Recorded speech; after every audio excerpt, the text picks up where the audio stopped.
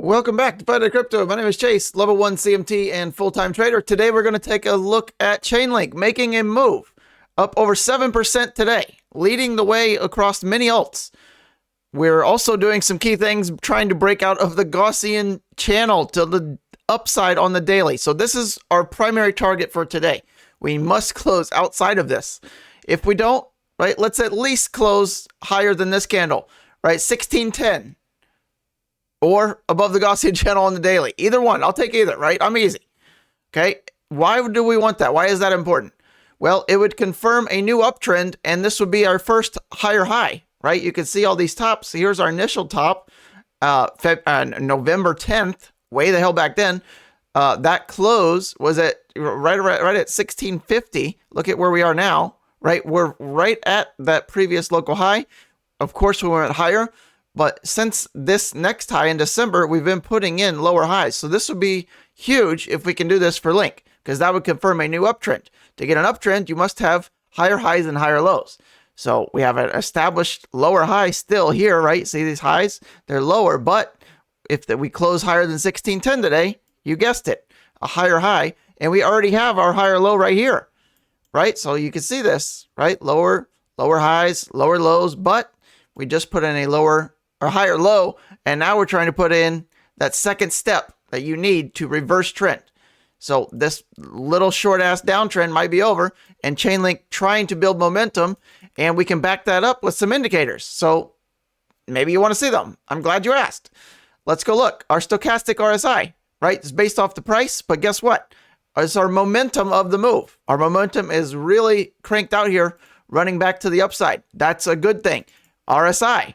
Strength, our relative strength index. So that measures your strength to the rest of the market. So Link is doing quite well, right? Above 60. That's really anything above 50, you're starting to build momentum.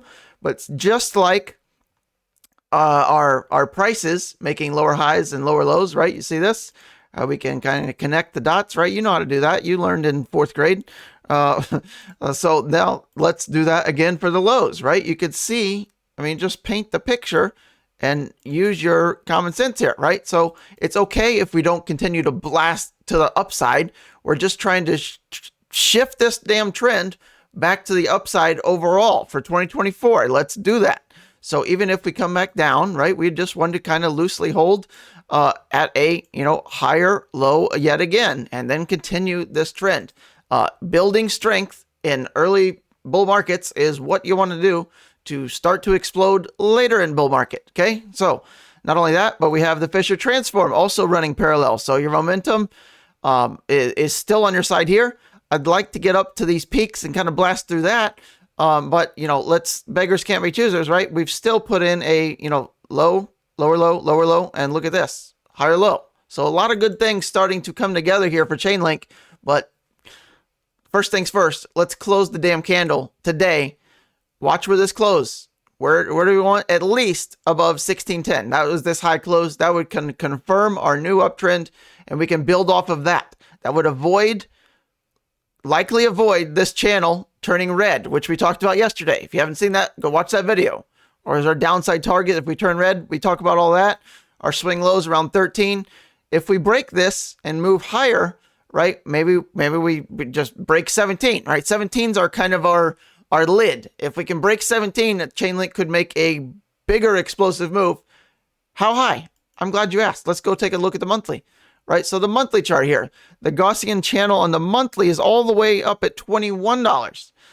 But that's not really the key factor, right? I would like to really focus on Chainlink taking out this 2020 top and our only green candle in the last bear market, or in March of 2022. So we could be knocking on this door 2 years later, March of 2024, right? That candle right there, that close, $17, right? It's like 17, and like Chainlink is no longer handcuffed, right? The flannel comes off at 17.